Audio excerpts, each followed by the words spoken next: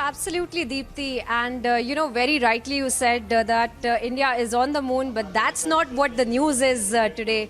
We have with us the ISRO director, Nilesh Desai, as well, who's joining us from Ahmedabad.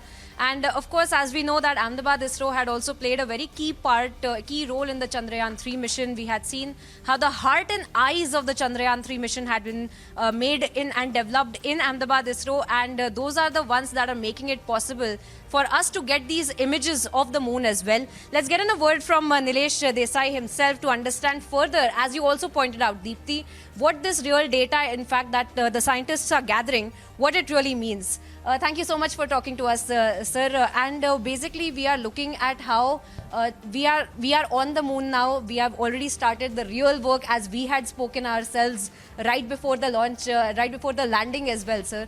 So, अब कुछ दिन हो चुके हैं. What exactly have been the results that have come out? We have gotten some data from the moon as well, from the South Polar region. What exactly have we found out as far as the Chandrayaan-3 mission is concerned? Yeah, so as all of you are well aware, we have 14 days of experimentation, and already 4th or 5th day is going on. So considering that, we are in that way running out of time, because it is a, I can say it, put it the other way around, it is a race against time, because within the available 10 to 11 days, we have to complete as many experiments as possible. And the teams are right on the way, because as you will be well aware that there are 4 major payloads on the lander itself, which will be doing the work, which also has a 14 days mission life as far as the initial declared mission life is concerned. And after that, if we are able to revive after the night, that will be the bonus. And then there are 2 other major payloads for spectrography on the rover. So all the instruments have been getting characterized for initial operations. So that is the status as far as today is concerned, and many good images have been obtained from not only lander imager, which is trying to view the rover moving around on the moon surface, and similarly the respective payloads on the lander as well as some of these on the rover. They have, as I mentioned, started their initial operations, and it is just a matter of time before we get really important science data from all these 6 instruments, 4 on lander, 2 on rover, and which will be archived, which will be brought to the earth through the rover lander link, and then it will be further analyzed and studied to have a deeper understanding of the aims with which they have been launched. So, sir, like you very rightly said, that we are in a race against time, and we had spoken before the landing as well that the real work for the scientists will start after the landing takes place. And as you pointed out, we're looking at pictures, and you had basically mentioned specifically about the lunar soil exploration and how that would have ramifications as far as the data that we get from it is concerned. What have we found out so far, or what are we expecting to find out so far in specifics, if you could speak for the benefit of our viewers, as far as the lunar soil exploration is concerned from the spectrometers? Yeah, so as far as rovers are concerned, so initially both these payloads are getting switched on and initial operations are underway. As far as APXS, which is a payload from PRL, and LIBS, which is the other payload from our LEO's team at Bangalore. So both the instruments have been put to initial operations, and data is being collected, and further it will be analyzed. So basically it has a probe which gets in contact to the moon surface or subsurface and collects the information, whether it is related to the elemental composition which we can obtain through laser spectroscope, as well as the other chemical composition of the soil, which will be done more specifically through APXS. What will that tell us essentially, if we have to understand what that data will tell us and how it would be, in what direction will that be taking this particular mission as well? So basically we are trying to understand, since we have landed on South Pole and any mission is there for the first time on the South Pole, until now whatever data has been collected from this region was only through orbiter. So whatever various spectrometer missions which have been flown by either USA, China or India or Russia, they have all obtained information from on the South Pole from the instrument which are put on the orbiter, which is quite at a distance. So it is basically they are all remote sensing instrument. But here first time we'll be touching the moon surface. The probes are there touching the moon surface and trying to do the analysis. So in that sense, this will like a critical in situ observation of the actual soil. And as I mentioned, the APXS will give you the chemical compositions of whether there are, what mineral contents are there, and future if we are trying to bring out mineral mining from the moon and bring it back to Earth. So it will give you a direction in that particular area, and trying to find out what is the composition of the soil, and whether some such frozen ice or all those inputs which we have got from M-Cube and other instruments earlier on Chandrayaan-3 collaborating the hydroxyl or the water molecule on the moon surface. So that this all will go a long way in getting information related to water content in soil as well, which future whether really we will be able to extract water from moon's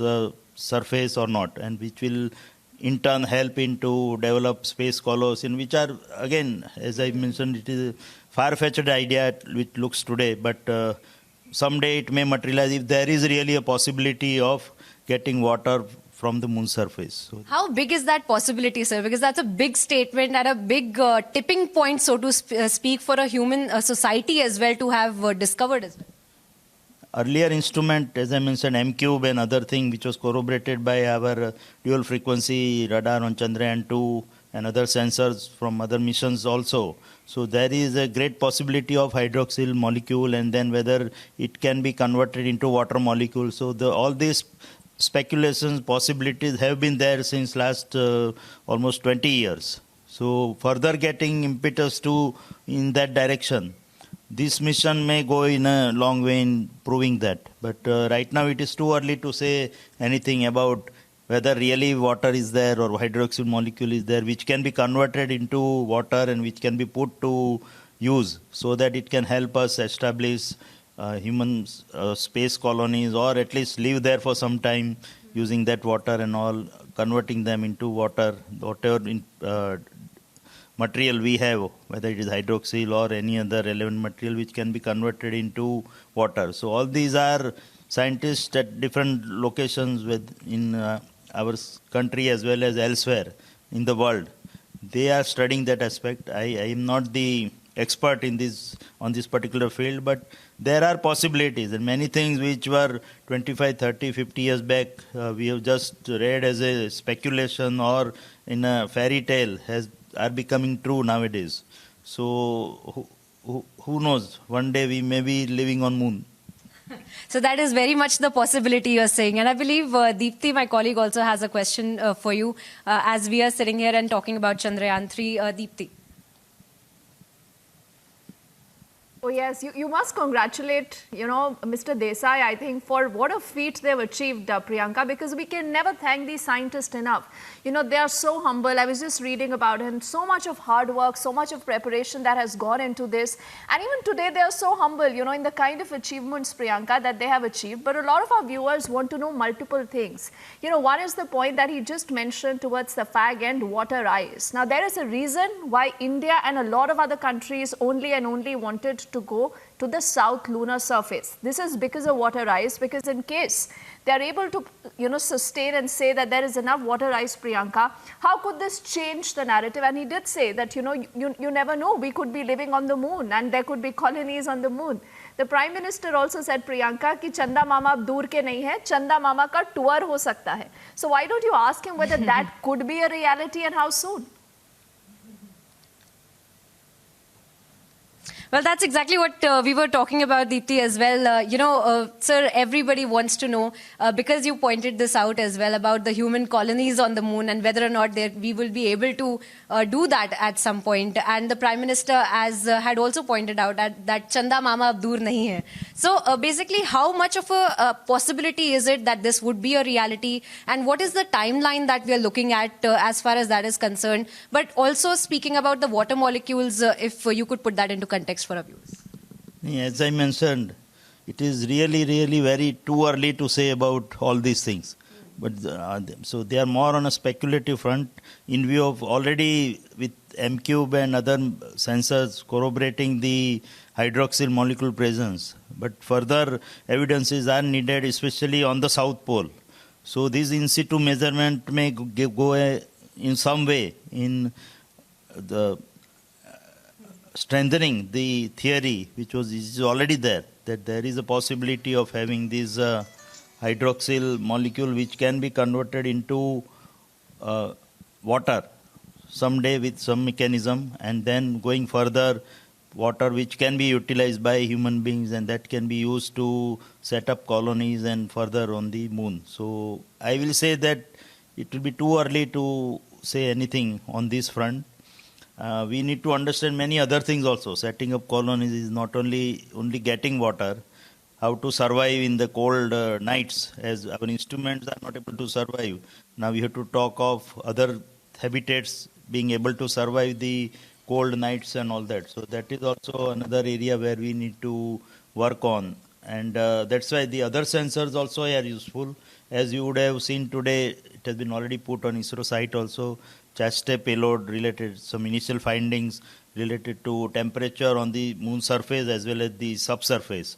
So already the 10 sensors which are there in the ChaSTE payload, they have given some readings, and that they are put as a graph onto our Twitter site. And similarly, there is a seismic sensor also which will give you the information about the activity on the seismic front on the moon surface. So that is another area where we need to study further, because it has been earlier reported that on moon there is many seismic activities, so which may hamper even the connection between rover and lander, so which may affect the performance of that. So all these aspects we will come to know in more detail. But as I said, we are having a race against time because of the little time available with us, because after this 10 days, remaining 10 days where we'll be doing the experimentation, after then there will be a long 14-day night, and then again whether we'll be able to revive some of these instruments, it will all depend on that, how much more. So the point right now is that how much more data we can collect. So the emphasis is more on collecting, means putting to use these experiments or these instruments, and then collecting as much data as possible in the remaining time, because that is one of the major area, and because we have to ensure the visibility also on our Earth station, so that we can operate the instrument. Especially lander instrument will anyway, once they are switched on, they will go on operating for next whatever the remaining time. But the rover data is getting rover data is a function of how much movement we are able to make of the rover. And our initial plan was that every day we can have 30 meters sort of movement. But as you have seen on our information which has been put on our website, till now we have made only 12 meter sort of movement. So that is too less considering the original targets of 30 meter per day. So already 4 days are gone. So next 10 days, as much movement we can make of a rover. It is not easy. It is easier said than done as far as rover movement is concerned, because we have to be careful while moving the rover, because they should not fall into crater. Otherwise, we will lose whatever remaining time also. And then it will not be able to operate if it goes into some such crater, or it falls into the crater and we are not able to bring out from that crater. So in movement itself has to be carefully planned. So that rover path planning is very critical, and for that continuous visibility of that link is very important. And we have roped in earlier other international station also, but this time we don't have that JPL Goldstone station. That is becoming really a bottleneck in the visibility. So, sir, even during the launch, you had said that there are contingency plans in place this time as far as the landing is considered. But as far as the exploration is also considered, very quickly before I let you go, do we have contingency plans? Because you're saying that we are somewhat digressing from the timeline. As you said, we're running against time. Any contingency plans for data gathering as well now that we are on the moon? Whatever we can store in the memory, that we are doing. But getting the visibility is important for rover movement. So there we don't have any other plan, because what we have to rope in the available Earth station on the Earth, which can provide us visibility, and using that we can do the rover movement. Because all the time it is not visible from our ground station at Bailalu. That is the major bottleneck. Right. Thank you so much, sir, and congratulations.